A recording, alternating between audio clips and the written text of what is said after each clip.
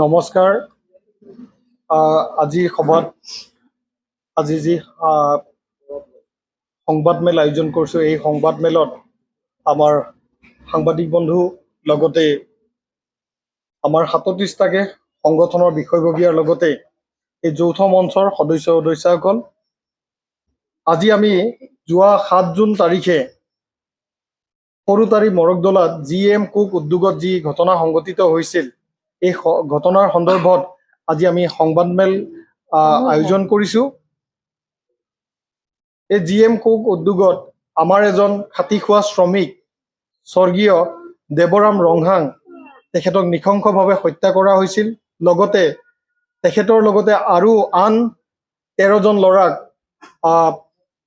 বহুত বৰ্বৰতাৰে তেখেতসকলৰ ওপৰত আক্ৰমণ কৰা হৈছিল। গতিকে সেই সন্দৰ্ভত ডিমৰীয়া দল সংগঠনৰ লগতে ৩৭টাকে জাতীয় সংগঠনে এটা গোটেই ডিমৰীয়াত এটা মুভমেণ্ট চলাইছিল। তাৰ কাৰণে এটা আন্দোলন হৈছিল, প্ৰতিবাদী আন্দোলন হৈছিল, যাৰ জৰিয়তে আমি ডিমৰীয়া যি CDC কাৰ্যালয় বা CDC কাৰ্যালয় যি আমাৰ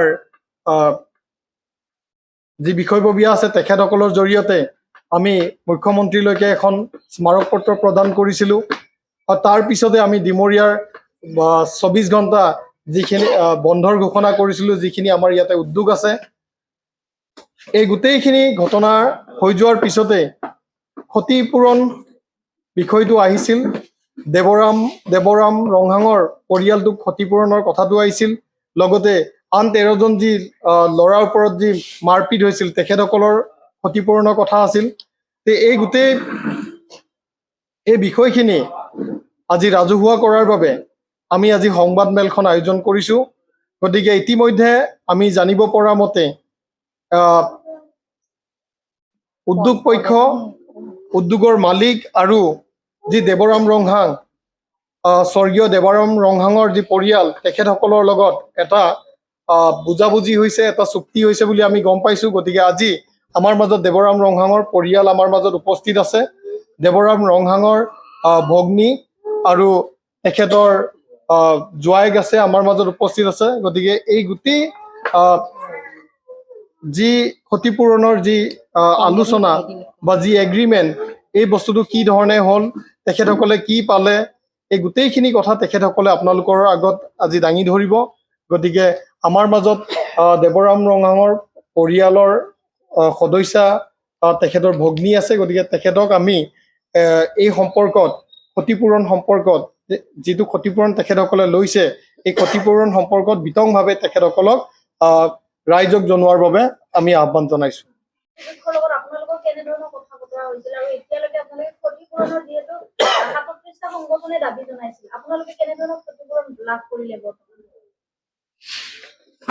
ধন্যবাদ 36 অৰ্গেনাইজেশ্যনখনে আমি ধন্যবাদ দিছোঁ। তাতে আমিতো এনেকা হৈ গ'ল, তাৰ ফেমিলি কেইটা আহিকে গৈছে, এগ্ৰিমেণ্ট হৈ গ'ল। তাৰপিছতে সেই মাতিছে তাৰ কাৰণে মানে কি ক'ব, এইটো পাৰ্চনেলহে কথা পাতিব বোলে। অৰ্গেনাইজেশ্যন লগতে আমি কথা নাপাতো, অৰ্গেনাইজেশ্যন কাৰণে বেলেগ কথা পাতিম, ফেমিলিৰ কাৰণে বেলেগ কথা পাতিম। সেইটো কাৰণেহে তাতে তাৰ মালিক কেইটা বেলেগে মাতিছে। তাৰপিছতে অৰ্গেনাইজেশ্যন কাৰণে বেলেগে কথা পাতিম আমি, সেইটো কাৰণে আমাৰ তাৰ ফেমিলিৰ কাৰণে মাতিবি কৈছে। আমি মাতিছোঁ, আহিছোঁ, তাৰপিছত কথা পাতিছোঁ, কথা বতৰা হৈ গ'ল, এগ্ৰিমেণ্ট হৈ গ'ল। এইটো যেতিয়া দেৱৰাম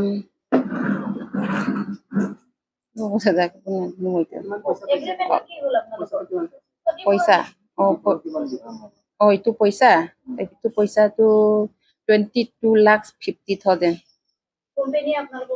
কোম্পানীৰ পৰা দিছোঁ।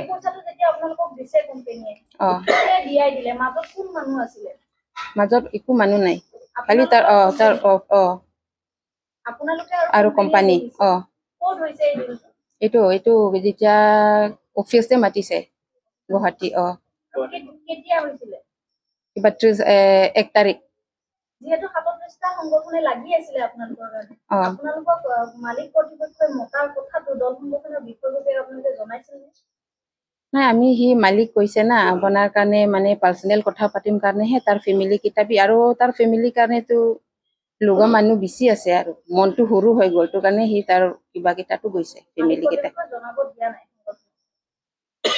মালিকে দিয়া নাই গতিকে আপোনালোকে বৰ্তমান ক্ষতিপূৰণ পাইছে, আপোনালোকে সন্তুষ্ট নে এই ক্ষতিপূৰণ?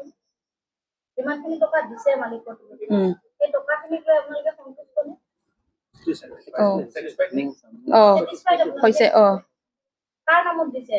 এইটো বৌ তাৰ জিচা দেৱৰাম তাৰ মাইকী ৱাইফ কিমান টকা কেছ দিছে আৰু কিমান টকা চেক? কিমান কেছ 50,000 কেছ দিছে তাৰপিছতে 22 লাখটো চেক দিছে ঠিক আছে আপোনালোকে যে এই পইচাটো পালে পইচাটো দিছাঙৰ যিদিনাখন আপোনালোকৰ আৰু মালিকৰ পক্ষৰ সংগঠনৰ লগত যে আলোচনা হৈছিল 15 লাখত মানে 15 লাখ তেওঁলোকে দিম বুলি কৈছিল তাৰপিছত আপোনালোকে ক'লে আমি 15 লাখত মান্তি নহওঁ তাৰ পিছতে এই মানে ডিলটো আপোনালোকৰ হৈছে নেকি এইটোতো আপোনালোকৰ আৰু ক'ব লগা একো নাই কাকো দুখ দিব লগা একো নাই যদি দুখ দিব একো লগা নাই তেতিয়াহ'লে আমাৰ যিটো 37টা সংগঠনে লাগি আছিল আপোনালোকৰ হেৰিটো পাওক মানে যিটো ক্ষতিপূৰণটো মানে ভালকে পাওক বুলি পেলাই যিটা সংগঠনে লাগি আছে তেখেতসকলক আপোনালোকে কি বুলি ক'ব ধন্যবাদ দিব ধন্যবাদ দিব আমিতো 36 অৰ্গেনাইজেশ্যন কাৰণে আমি ধন্যবাদ দিছোঁ আমাৰ কাৰণে ইমান সহায় কৰিছো আমি এটা কথাই বিচাৰিম আমি 36টা সংগঠনৰ ফালৰ পৰা এটা কথাই বিচাৰিম এই যে 22 লাখ কিমান ক'লে 22,50,000 যিটো টকা দিছে দেৱৰাম ৰহাঙৰ 4টা ল'ৰা ছোৱালীও আছে যাতে এই 22 লাখ টকাটোৰে তেওঁলোকৰ ভৱিষ্যতখিনি যাতে ভাল হয় আমি সেইটোৱে কামনা কৰোঁ গতিকে আপোনালোকে যাতে সেই ল'ৰা ছোৱালী কেইটাৰ কাৰণে অলপমান ভালকে ভৱিষ্যতটো চিন্তা কৰি পেলাই পঢ়া লিখা ক্ষেত্ৰত আগবঢ়াই দিয়াৰ ক্ষেত্ৰত গতিকে এই পইচাখিনিৰে যাতে সিহঁতৰ জীৱনকেইটা ভাল কৰিব পাৰে দেউতাক যিহেতু নাই গতিকে এই তেওঁলোকৰ ভৱিষ্যত কেইটা যাতে ভাল কৰিব পাৰে আমাৰ ফালৰ পৰা সেইটো আশা থাকিল আপোনালোক ইয়াৰ মাজতে আপোনালোকক মানে কোম্পানীৰ মালিকৰ লগত আৰু ৰাস্তাত প্ৰায় ৰাজীৱ বংশনে আনা নিয়া কৰি আছিল আপোনালোকক দেখাও পাইছে ৰাস্তাত আপোনালোকে পেট্ৰল পাম্পতো মানুহ লগ পাইছে তাৰপাছতে এইটো কথাটো মই জনাই দিম এইটো কথাটো সেইটো উকিল আছে তাৰ কাৰণে এইটো কেছ কাৰণে আমি গৈছো তাৰ পিছতে তাৰ পৰাতো আমিতো আহিলো ঘৰত আহিকে আকৌ মালিক মাতিছে আলোচনা কৰিম কৈছে মালিকটো আমাৰ কাৰণে আলোচনা কৰিম গৈছে আমি গৈছে তাৰ পিছতে আমি মেলা নাই পইচাটো আমি যিটোতো কৈছে মানে ইমানহে দিব 32,000 32 লাখ আৰু 50,000 দিব কৈছে তাৰপিছত আমিতো মানা নাই তাৰপিছতে আমিতো ঘৰত আহিলে ঘৰত আহি পিছতে আৰু ঘৰত পৰা এইটো বস্তিৰ পৰা ফোন আহিছে আমাৰ আইতাটো মৰিছে না তাৰপিছত আমি ৰাতি ঘৰত গুচি গ'ল তাৰ পিছতে আকৌ ইয়াতে আলোচনা কৰিছে আমাৰ মাইকেইটা খানদান পৰিয়ালকেইটা আলোচনা কৰিছে উপায় নাই ইমান হলে লৈ ল'ম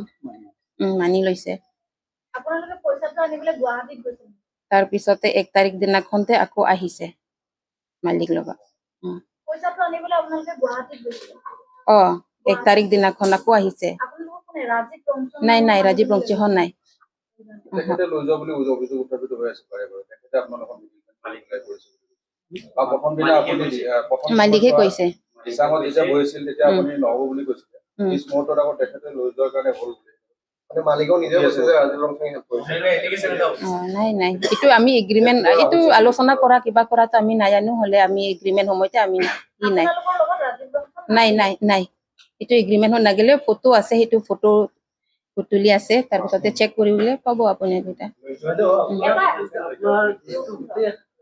এটা কথা সুধিব লগা আছে আপোনালোকে যিহেতু ক্ষতিপূৰণ পাইছে মালিক পক্ষৰ পৰা ডিমৰিয়াৰে 37টা দল সংগঠনৰ ওপৰত মানে এলিগেশ্যন লাগি আছে যে দল সংগঠনে পইচা পাইছে আপোনালোকৰ পৰা কোনোবা দল সংগঠনে আপোনালোকে পোৱা টকাৰ ভিতৰত পইচা লৈছে নেকি নাই লোৱা নাই ডিমাণ্ড কৰিছে নেকি নাই ডিমাণ্ড কৰা নাই এইটো দল সংগঠনে নাই এই ক্ষতিপূৰণৰ যিটো লেনদেন হৈছে কৰ্তৃপক্ষ আৰু ভুক্তভোগী পৰিয়ালৰ মাজত সেই লেনদেনটো আপোনালোকক গম নোপোৱাকৈ হৈছে আমি জানিব পৰা মতে কিন্তু সিদিনা ব্যক্তিগত ৰিজৰ্টখনত মালিক পক্ষৰ লোক উপস্থিত আছিল আজি আপোনালোকে আমন্ত্ৰণ জনাইছিল যে আজি কিয় উপস্থিত নহ'লে সভাখনত এইটো অতিকে মানে দুখিত বা দুখৰ বিষয়। আজি আমাৰ ডিমৰীয়াতে উদ্যোগ স্থাপন কৰি আৰু তেখেতে আজি ডিমৰীয়া যিখিনি দল সংগঠন বা 37টাকে দল সংগঠনক আচলতে অপমান কৰিছে। তেখেতে আজি ৰাতিপুৱা আমাৰ এজন সদস্যক তেখেতৰ লগত যোগাযোগ কৰিবৰ কাৰণে দিয়া হৈছিল। তেখেতে তেতিয়া আহিম বুলিয়ে কৈছিল। তাৰ উপৰিও তেখেতক আমি এখন ফৰ্মেলি তেখেতক লেটাৰ দিছিলোঁ আজি এই সভাখনত উপস্থিত হোৱাৰ কাৰণে। এইখনেই হৈছে সেইখন লেটাৰ আৰু এইখন হৈছে তেখেতৰ ৰিচিভ কপি। তেখেতৰ পৰা ৰিচিভ কৰাইছিলোঁ, তেখেতক এখন কপি দিয়া হৈছে আৰু এইখন হৈছে ৰিচিভ কপি। গতিকে আজি তেখেতে কিয় নাহিল এই বিষয়টো আমাতকৈ মানে তেখেতেই ভালকৈ জানিব। গতিকে পৰৱৰ্তী পৰ্যায়ত তেখেতৰ পৰা নিশ্চয় ইয়াৰ মানে উত্তৰ আমি বিচাৰিম বা আজিও আমি এই মঞ্চৰ জৰিয়তে আমি বিচাৰিছোঁ যে তেখেতে কি কাৰণত আজি এই মিটিংখনত মতাৰ পিছতো তেখেতে আহিম বুলি কোৱাৰ পিছতো তেখেত কিন্তু আজি অনুপস্থিত। গতিকে তেখেতক আমি এই বিষয়ে সকীয়াই দিছোঁ আৰু তেখেতে আমাৰ এই যি সংগ্ৰামটোক যি অৱমাননা কৰিছে, যি লজ্জিত কৰিছে, এনেধৰণৰ ঘটনা যাতে ভৱিষ্যতে নকৰে। আৰু আজি কিয় নাহিল ইয়াৰ আনচাৰ কিন্তু তেখেতে দিব লাগিব। সংবাদ মাধ্যমৰ তৰফৰ পৰা এটা প্ৰশ্ন আছিল, যিহেতু আপোনালোকে গ্ৰহণ কৰা প্ৰতিটো কাৰ্যসূচীত সংবাদ মাধ্যমৰ লোক উপস্থিত হৈছিল আৰু বাতৰি আমি পৰিৱেশন কৰিছিলোঁ, কিন্তু সেই ব্যক্তিগত ৰিজৰ্টখনত বহা আপোনালোকৰ সেই মিটিংখনৰ কথা সংবাদ মাধ্যমে কিয় জনোৱা নহ'ল? সংবাদ মাধ্যমে কি কাৰণে জনোৱা নহ'ল? হয়, আচলতে যি ব্যক্তিগত যি ৰিজৰ্টৰ কথা কৈছে, এইখন হৈছে দিচাং ৰিজৰ্ট আৰু এই দিচাং ৰিজৰ্টত 37টাকে সংগঠন উপস্থিত আছিল, মালিক পক্ষৰ উপস্থিত আছিল আৰু পৰিয়ালবৰ্গ উপস্থিত আছিল।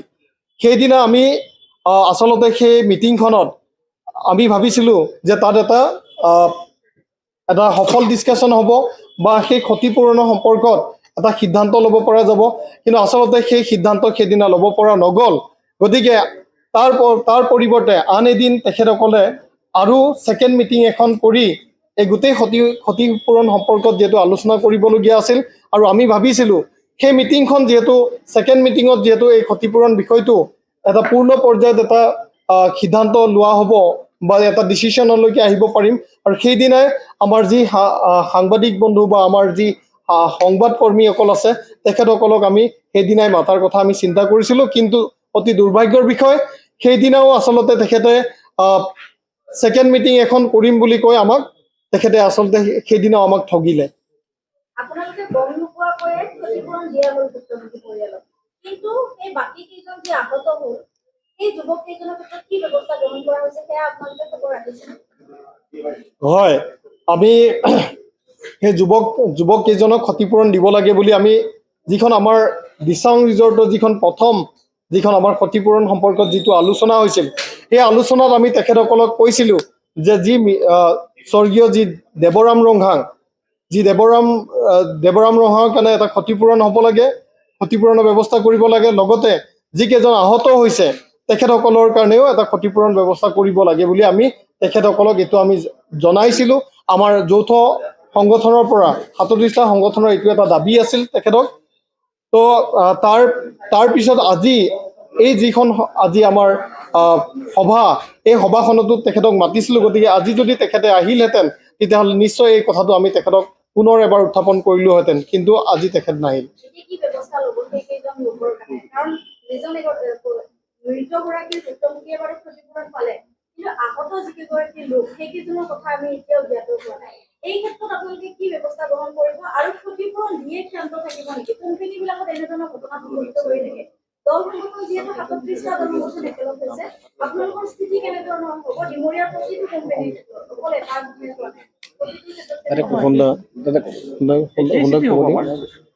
আমিতো তেওঁলোকৰ এতিয়াও আমি হেৰি হোৱা নাই, পৰৱৰ্তী সময়ত আকৌ আমি এতিয়া চাওক, ইয়াতে বহুতকেইটা প্ৰশ্নৰ অৱতাৰণা হৈছে আৰু যথেষ্ট সংখ্যক প্ৰশ্নৰ উত্তৰ আমাৰ অমৰ ৰহাঙে দিছে, আপোনালোকক আমাৰ ৰমেনে দিছে। আৰু ইতিমধ্যে ক্ষতিপূৰণৰ সন্দৰ্ভত স্পষ্টভাৱে মৃত দেৱৰাম ৰহাঙৰ ভনীয়েকে কৈ গৈছে, এইটো আমি ভাল পাইছোঁ। কিন্তু আমাৰ দল সংগঠনবোৰৰ we have the public compliances, we have the strict public compliances আৰু ইয়াতে কথা আছে কি we have to doing the everything in proficient way, য'ত নেকি কুৱেশ্যন এটা এৰাইজ হ'ব নালাগিব। 1 নম্বৰ কথাটো হ'ল কি আপোনালোকে এটা প্ৰশ্ন সুধি আছে যে বাকী আহত 6জন বা 7জন যি আছিলে তেওঁলোকৰ ক্ষেত্ৰত কি হ'ব। এটা কথা মই স্পষ্ট কৰি দিব বিচাৰিছোঁ, আজি 7 তাৰিখৰ পৰা আজি 7 তাৰিখ 1 মাহ কিমানটা গণতান্ত্ৰিক আন্দোলন আমি কৰিলোঁ। মানে মেমৰেণ্ডাম দিয়াৰ পৰা 25 তাৰিখে বন্ধ ৰখাৰ পৰা আলোচনা বিলোচনাৰ মাজত, কিন্তু হঠাৎ আমাক ইয়াৰ পৰা নোহোৱা কৰি পেলাই তেওঁলোকে যেতিয়া প্ৰত্যক্ষভাৱে জড়িত হৈ পৰিল, এই ক্ষেত্ৰত আমি পুলুকা মাৰিব লগা অৱস্থাটো এইকাৰণে হ'ল আমি লাজ পালোঁ। আমাৰ এটা নৈতিক আমাৰ সকলোৰে সন্মান আছে, গতিকে তেওঁলোকে যেতিয়া প্ৰত্যক্ষভাৱে কোম্পানীৰ লগত জড়িত হৈ পেলাই ক্ষতিপূৰণ 22,50,000 টকা লৈ গ'ল, তাৰ মানে এইটো নহয় যে এইটো তেওঁলোকৰ বলত পাইছে, এই কাৰণে পাইছে আমাৰ এটা শক্তি থকাৰ কাৰণে তেওঁলোকে পাইছে। তেওঁলোকক কিন্তু সিদিনাখন আপোনালোকে দিচাং ধাবাৰ কথাটো যি কৈ আছে তাত 15 লাখে তেওঁলোকে স্পষ্টভাৱে মালিক পক্ষই কৈছে 15 লাখৰ ওপৰত দিব নোৱাৰো, এটকাও দিব নোৱাৰো বুলি কৈছিলে, আমি আইনী ব্যৱস্থা ল'ম বুলি কৈছিলে। আৰু তাতে আপোনালোকে এটা বিশ্বাস কৰিব, ভাল পাব শুনি পেলাই, আমাৰ প্ৰেছাৰ থাকিছিলে আৰু আছে, সেইকাৰণে তেওঁলোকে 22,50,000 টকা পালে। গতিকে তেওঁলোকে আজি কৃতজ্ঞতা চিনস্বৰূপে আমাক ধন্যবাদ দি গৈছে। আৰু 2 নম্বৰ কথাটো হ'ল কি যেতিয়া তেওঁলোকে প্ৰত্যক্ষভাৱে যোগাযোগ কৰি 22,50,000 টকা লৈ যাব পাৰিলে আৰু প্ৰেছাৰটোতো আমাৰ আছেই, আমি ভাবিছোঁ কি বাকী 6জনে তেওঁলোকে প্ৰত্যক্ষভাৱে যোগাযোগ কৰি পেলাই পইচা লৈ গৈছে, আমি সেইটো বুলি ভাবিছোঁ। আৰু তেওঁলোকে আমাক যোগাযোগ কৰা নাই, তেওঁলোকেতো লিখিতভাৱে আমাক দিছে। তেওঁলোকে লিখিতভাৱে আমাক তেওঁলোকে কি দিছে, একনলেজমেণ্ট এটা আমি পাইছোঁ, আপোনালোকক দেখুৱাব পাৰোঁ, তেওঁলোকে অথৰিটি দিছে আমাক। গতিকে তেওঁলোকে they have given the vested written letter. গতিকে তেওঁলোকে এইটো ক্ষেত্ৰত কি হৈছে, দে অথৰিটি দিছে, আপোনালোকে যিমান পোৱা সতৰ্কতা আপুনি চেষ্টা কৰক। কিন্তু হঠাৎ সেই আইনী মেচপেচ বা আমাৰ যিটো বুজাবুজি হৈছিল, আমাক কৰ্তৃত্ব দিছিল, তাৰ পৰা তেওঁলোকে আওতাৰ পৰা আঁতৰি গৈ পেলাই তেওঁলোকে হঠাৎ লৈ আহিলে। আমি ভাল পাইছোঁ। আমাৰ প্ৰেছাৰৰ কাৰণে যে কোনোবা দুখীয়া পৰিয়াল এটা, অজ্ঞ পৰিয়াল এটা তেওঁলোকে ভয় খাইছিলে, বিভিন্ন পক্ষৰ ইয়াত প্ৰেছাৰ পাই আছিল, তেওঁলোকে হতবাক হৈ গৈছিল, কাৰটো কথা সঁচা কাৰ মিছা কথা। আৰু ইয়াতে মালিক পক্ষৰ এটা কি আছে আপোনালোকে জানে, কোম্পানীক ৰাজনীতি এটা আছে, ঔপনিৱেশিক যিটো ৰাজনীতি, সেই ৰাজনীতিৰ পৰিপক্কত পৰি পেলাই তেওঁলোকে পইচাটো ল'ব লগা হ'ল। কিন্তু তেওঁলোকে যে আজিলৈকে যদি তেওঁলোকে নিজৰ হেৰিত যদি সিদ্ধান্তত যে অটল থাকিল হয়, কিজানি তেওঁলোকে বিচৰা ধৰণে 1 কোটি বা 80 লাখ টকাই দিব লগা হ'লহেঁতেন। যিয়ে নহওক তেওঁলোকে এইটো মীমাংসা কাল 6জন হ'ল কি তেওঁলোকে আমালৈ যোগাযোগেই কৰা নাই। যালৈ যোগাযোগ কৰিও আমি প্ৰত্যক্ষভাৱে দিয়াব নোৱাৰিলোঁ, আৰু যোগাযোগ যোনে কৰা নাই, গতিকে তেওঁলোকক আৰু আমি ইমান আৰু বিচাৰি থকা নাই। কিন্তু তেওঁলোকে পোৱাটো আমি চকু দি ৰাখিম, কিন্তু তেওঁলোকে কিমান পাইছে, 2 লাখ পাইছে, 5 লাখ পাইছে, আমি কিন্তু সেইটো চকু দি ৰাখিম। আৰু এটা প্ৰশ্ন আছে, ডিমৰিয়াত অবৈধভাৱে বহুত কোম্পানী চলি আছে আৰু জিএম কোক নামৰ এই কোম্পানীটোৱে দিগাৰু নৈখনৰ প্ৰতি ভাবুক কৰিছে। নিশ্চয়কৈ পাৰিপাৰ্শ্বিক দিশতো এই কথাটো আহি পৰিছে। কাৰণ আপোনালোকক কৈছোঁ কি, এই যিবোৰ কোম্পানী আছে বৈধ অবৈধ এইবোৰ নাজানো, চৰকাৰে এইবোৰ কেনেকৈ পাৰ্মিশ্যন দিছে, প্ৰদূষণ কণ্ট্ৰল বৰ্ডে কেনেকুৱা দিছে, উদ্যোগ মন্ত্ৰীয়ে কেনেকৈ দিছে আমি নাজানো। কিন্তু আটাইতকৈ মৰিছোঁ আমি ডিমৰীয়াবাসী। ইয়াত ইমানবোৰ কোম্পানী হৈ পৰিছে, তাতে পৰিৱেশ প্ৰদূষণৰ পৰা আদি কৰি তাতে আমি মেইনলি লাগিছিল পৰিৱেশ প্ৰদূষণৰ শ্ৰমিকৰ ক্ষেত্ৰত। কোনোবা কোম্পানী বন্ধ হয়, কোনোবা পানী খোলা হয়, সেইটো আমি নাজানো। এতিয়া মাৰ্ডাৰ কেছৰ ক্ষেত্ৰত আপোনালোকে এটা টেকনিকেল প্ৰশ্ন আপোনালোকে সোধা নাই যে তেওঁলোকে এটা এগ্ৰিমেণ্ট কৰা বুলি কৈছে, সেই এগ্ৰিমেণ্টত কি লিখা আছে আপোনালোকে সোধা নাই, তাতে লিগেলি কি কথা লিখা আছে। তেওঁলোকে দেৱৰাং ৰঙৰ ওপৰত দাদা যিটো এজাহাৰ দিয়া হৈছিলে থানাত, সেই এজাহাৰখন তেওঁলোকে ইলিগেলি তেওঁলোকে এইটো কি কৰিব, কম্প্ৰমাইজ কৰিব নে উঠাই ল'ব। যিয়ে নহওক এটা মাৰ্ডাৰ যেতিয়া পুলিচে নিজাববীয়াকৈ তেওঁলোকে এইটো বিচাৰ কৰিব, কিন্তু তেওঁলোকে কি লিখিছে এগ্ৰিমেণ্টত, তেওঁলোকে সেই আইনী ব্যৱস্থাৰ পৰা তেওঁলোকে এইটো কৈছে নেকি যে আমি কম্প্ৰমাইজ কৰিছোঁ, আমি আৰু এইটো। সকলোকে ধন্যবাদ জ্ঞাপন কৰিছোঁ। আমাৰ যি সংগ্ৰাম আছিল, উদ্যোগ বিৰোধী যিটো সংগ্ৰাম আমাৰ, বা উদ্যোগৰ পৰা আমি যি আমি ন্যায় বিচাৰিছিলোঁ, দেৱৰাম হত্যাকাণ্ডৰ যি ন্যায় বিচাৰিছিলোঁ, এই ন্যায়ৰ এটা ক্ষতিপূৰণৰ এটা ডিমাণ্ড আছিল আমাৰ। গতিকে ক্ষতিপূৰণ সম্পৰ্কত যিহেতু পৰিয়াল আৰু উদ্যোগ পক্ষই ইতিমধ্যে তেখেতসকলে কথা বতৰা পাতি তেখেতসকলৰ মাজত এটা ডিল সম্পন্ন হৈছে। গতিকে সেই বিষয়ে আজি তেখেতসকলৰ দেৱৰাম ৰংহাঙৰ যি ভগ্নী, তেখেত আমাৰ মাজত আহি উপস্থিত হৈ আজি গোটেই কথাখিনি আপোনালোকৰ আগত বা ৰাইজৰ সন্মুখত আজি দাঙি ধৰিলে। গতিকে এই গোটেই সংগ্ৰামটোত যি 37টাকে যি সংগঠন, এই 37টা সংগঠনৰে আমাৰ ডিমৰীয়াৰ যিখিনি খিলঞ্জীয়া যিখিনি সংগঠন, কাৰ্বি, বড়ো, ৰাভা, কোচ বা বাগানীয়া, টি ট্ৰাইব, আমাৰ গৰীয়া